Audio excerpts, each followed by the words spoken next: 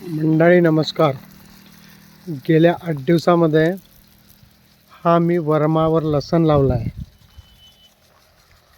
हे इकडले जे आंबे दिसत आहेत 2019 मध्ये लावलेला आंबा आहे आणि त्याच्यातले काही झाडं गेले, त्याच्यात बाकी झाडांचं सेटिंग व्हावं म्हणून पावसाळ्याच्या आधी या आंब्याला रिकाटा मारला होता आणि त्याच्यामधले प्लांट्स लावून घेतले होते.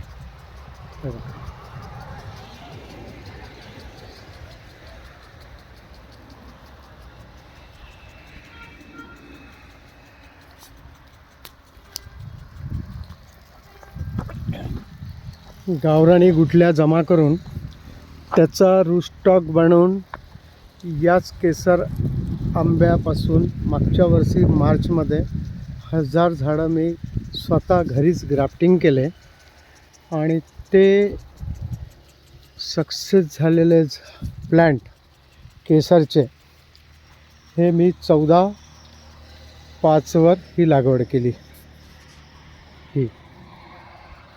त्याच्यामध्ये हा इकडला शेवटल्या दिवसाचा हा लसण जो आहे हा अजून तेवढा म्हणावा तेवढा बरोबर निघाला नाही आहे, निघून राहिला आहे.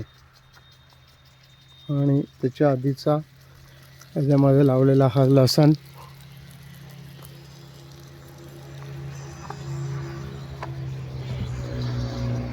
याला इरिगेशन चालू आहे स्प्रिंकलरनी. आणि पहिल्या दिवशी लावलेला हा इकडे हा पूर्ण एकदम छानपैकी निघाला आहे. याच्यात पण 14/5 आंबा आहे केसर.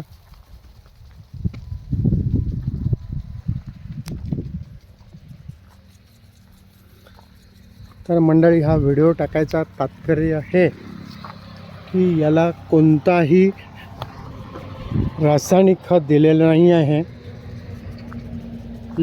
निघाल्याबरोबर याला एक डिकम्पोजर मारला. उद्या इको फंगी आणि गाढा गोमूत्र 50-50% मिक्स करून डायरेक्ट फवारणी करतो याच्यावर. आणि हा जवळपास ऑगस्ट महिन्यामध्ये लावलेला आंबा हा आता थोडा वाढीला लागला आहे. याची एक छाटणी झालेली आहे.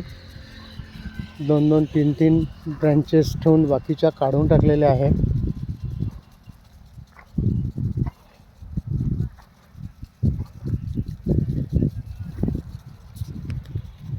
तर हा असा माझा 3-3.5 एकरचा हा प्लॉट आहे.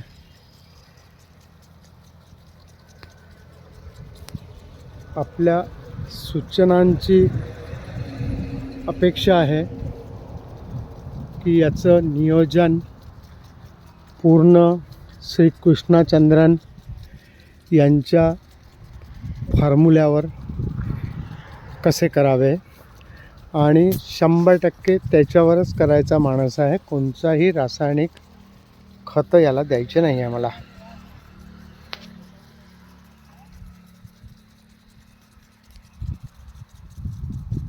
तर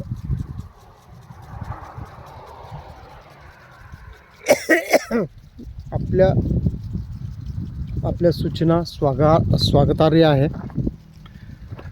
आपण जरूर मला सूचना करावी. श्री कृष्णचंद्रन यांचे बहुमोल प्रॉडक्ट जे आहे हे मी माझ्या शेतीत पहिल्यांदाच वापरत आहे.